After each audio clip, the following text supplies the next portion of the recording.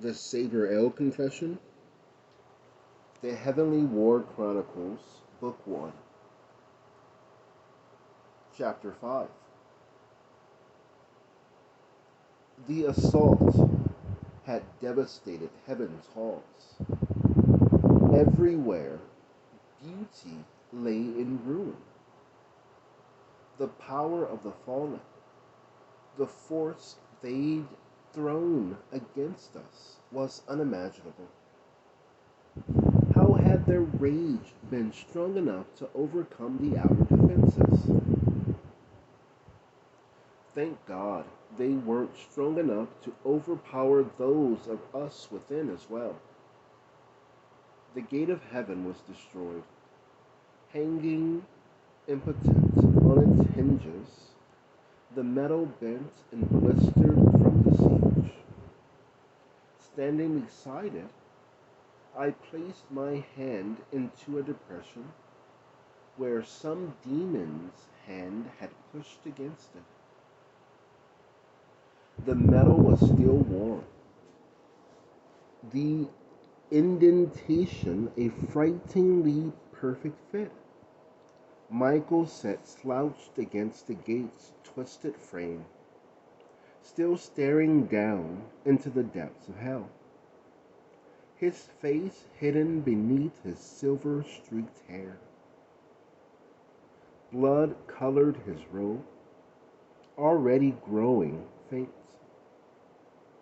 but was, I suspected, mostly not his own. I knew not to speak to Michael as he wept. I walked away without saying a word. I hurried back to my hall, afraid and yet determined to see the extent of the damage from the fallen's corrupted touch. One look was more than enough. The trees that once towered to form a dense canopy were no longer visible as I approached.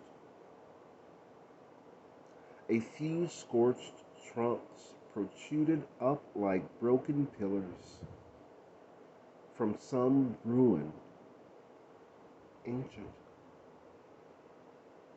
Buildings lay crumbled and burnt, the heaven wrenched entirely from the archway.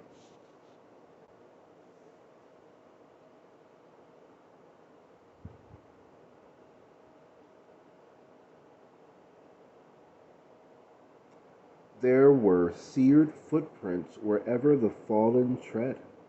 White and black ash peppered the dirt beneath the perimeter wall, which was, in some places, reduced to rubble.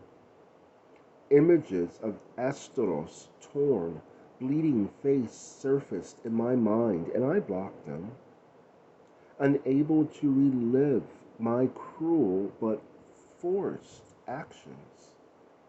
The path once leading through the forest to my city was gone, buried under debris and fallen, charcoaled trunks. How had this happened? I'd been given a sacred command by the Almighty to protect His kingdom, and now my portion of it was a wasteland? I had not done as I was commanded. Maybe not, but you did what you could to save what you could. I turned to find Raphael looking at me from the hole where the gate once stood. He leaned on the deteriorated arch, strangely calm. You couldn't have prevented any more damage than you did. This did not have to happen. The battle or the redecoration of your hall. They go hand in hand, I replied. Raphael sighed. We knew this was coming, God told us. But not when. If we had known, we would have been better prepared. There was no way to prepare for that. How could we have known what to expect before the fallen struck down the gate? We did everything we could. I bent, scooping a handful of soot from the ground. The ashen dust sifted through my fingers, floating to reveal the depression of a blackened footprint. What we did was not enough. Raphael chuckled. And you have not even seen the other halls yet. Bad? I asked. Raphael simply huffed behind me. Your hall? Gone, he replied, his voice but a whisper. All that remains are the walls. Charred ash pushed up between my toes as I stood again, turning to face Raphael. I was overcome by the magnitude of it all. My brothers had done this. Everything I believed about them was unraveling. How could they destroy their home?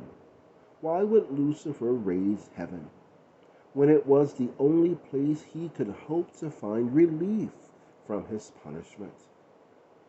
It made no sense. I reached out and placed my hand on the wall to steady my spinning mind. Why? Why did this happen? Why were they allowed to break free? They were not allowed to break free. We fought them and sent them back. Why would we return them to a prison so easily escaped? Our first question should be how exactly Satan was able to find his way out. Do not call him that, I growled. Raphael lifted an eyebrow and continued, smart to leave the others in hell until the moment of the attack. I'll give him that. A mob would never have avoided our notice. We cannot allow this to happen again as long as we devote our attention to the earth. The chance of the fallen escaping again is too great. You're saying that by watching the earth, we somehow caused this? Raphael asked, gesturing to the ruin of my hall around us. I am saying that by watching the earth, we let down our guard and made it possible. Raphael studied me. After a moment, he gazed out beyond my broken walls. Come, you should see the rest. I took the change of subject to mean he at least partly agreed. Raphael was right. I'd only seen a fraction of the damage. As we walked through the other halls, I could hardly comprehend the ravaging of the kingdom. Angels all around were in shock, like survivors of a bombing raid emerging from shelter. Many had been struck down, bodies strewn everywhere. Raphael's hall was, as he said, the vast fields burnt to plains of ash, soot deep as our calves, blanketed the hall and hung in the air like black snow. The hall of Barakiel and Michael were much the same. Barakiel having been impaled on his own gate and Michael having abandoned his post to confront Lucifer. The halls of Hanael and Uriel were in better shape, for theirs were farther from the outer gate than the rest. But Gabriel's hall, all that survived was a line of rubble no taller than my waist. When he came upon him, Gabriel was on his knees at the empty archway. the silver blade lying beside him, slathered in gore to the hilt. At my approach, he looked up, tears glistening on his face. His entire being was faded, his light weak. He held his stomach, and all around his hands, glowing essence bled into his robe. I knelt at his side. "Sabrael," he said, "I tried so hard. They were just too many. I could not fight them all." "Rest now, Gabriel. We beat them. What can I do to help you?" I asked. But Achiel's impalement had been vicious, his chest still gaping as angels pulled him down. I was sickened by the thought of something worse behind Gabriel's robe. Anger swelled within me. Again my thoughts turned to Lucifer. Why he would have done this? "Nothing," Gabriel said, his voice tired. "You cannot close the hole the fallen have opened in me." He grasped my hand as his body spasmed in pain. I felt helpless to aid him. "Be strong," I said, nothing better coming to mind. "However bad it is, the wound will heal in time." Gabriel pressed my hand against his stomach. "I was not talking about this," he hissed, and I could see anger in his eyes that surpassed even my own. "They are no longer our brothers, Sabrael, but truly demons. We have lost them this day." I had no reply. I searched for some defense for my fallen brothers, some reason why they might yet be saved and return to the host. In my anger, I could think of none, but I still couldn't accept that they were gone forever. Lucifer was misguided, his followers even more so, but to think they were beyond redemption, it was inconceivable. "I cannot understand, after all this, how you think they will ever return to the host," Raphael said when I joined him again. "They are angels, created the same as us. If Lucifer would only listen, I know he would once again see the way he did before the fall." "That is the problem," Raphael said as we began walking again. "He will not listen to you or me or to any other than himself. Perhaps no one has said what he needs to hear." We hadn't walked much farther before we came to an opening in the commons outside the Hall of Song. I didn't want to pass through the archway, terrified of what we would find. The most beautiful of Heaven's Hall, decimated, would be too much to bear. "Trust me, you'll want to see this," Raphael said, then stepped through the archway. I doubted it. With no other choice, I braced myself and followed him in. My heart leapt. The hall stood untouched. Its black walls gleamed without a scratch. Looking at him in disbelief, I found Raphael smiling. "Told you. Save the best for last." Standing there, though, gazing up at the last remaining piece of heaven as it had been before the assault. Everything I'd seen Everything I'd seen seemed even worse, and I felt weak. Stumbling back to my hall alone through the desecration, a single thought kept repeating: Lucifer, how could you do this to your home? Through my scorched archway, I stepped on the metal gate and ash wafted into the air.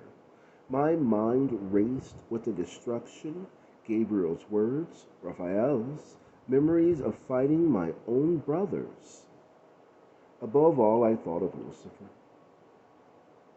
His innocent face stared through the window of my mind's eye, changing as it looked at me, contorting into an arrogant, prideful scowl.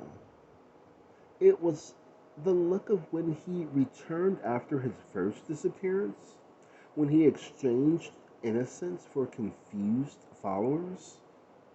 Yet innocence must exist somewhere inside him still. If only I had the chance to talk to him, perhaps I could set him on the path again. It was impossible, though. Lucifer was in hell once more, and I in heaven, with a ruined hall to account for. Looking around at the felled trees, the crumbled wall, the bent and useless gate, I thought again of my conversation with Raphael. You're saying that by watching the earth we somehow caused this? No, I am saying that by watching the earth we let down our guard. The answer was simple. My fascination with the small blue world had given the fallen an opportunity to plunge further from grace. Had I not been so taken with the human world, I would have been more prepared for their attack. Earth was too strong a distraction, and despite my love of it, and the humans upon it, only through ignoring it would I be sure to prevent this from happening again. I decided to turn my back on it all.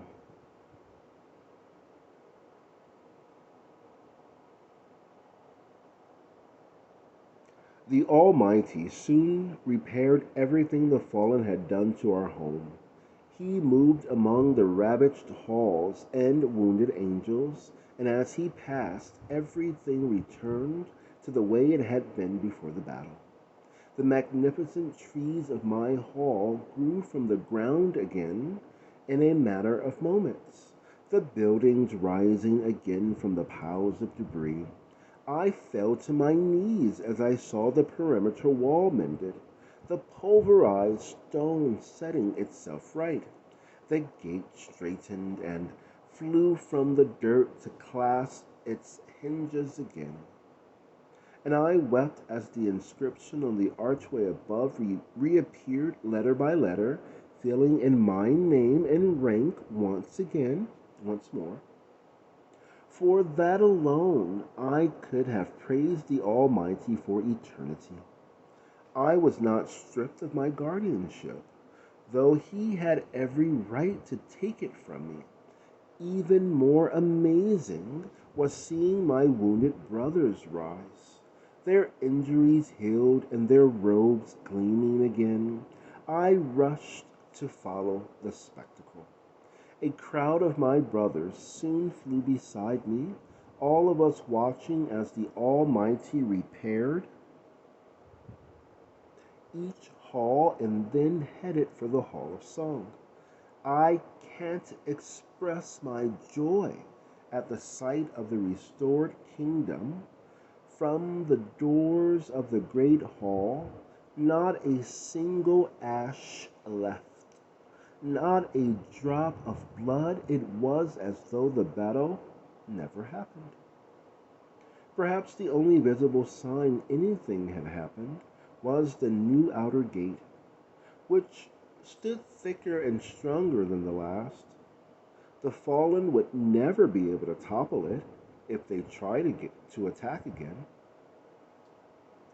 Inside the hall of song, I joined in a gathering of praise and thanks, and as I sang, I looked at my brothers who'd been struck down. For the first time, I truly understood my role as guardian.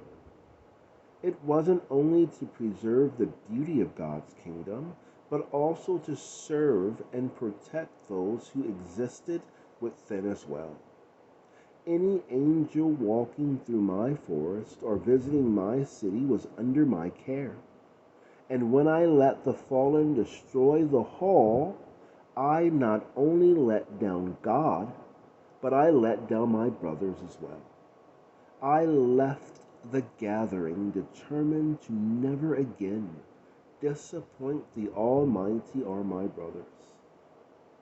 I returned to my post without stopping to glance down at the earth, despite seeing many rush to do just that. I was steadfast in my mission. Never again would I fail in my duty.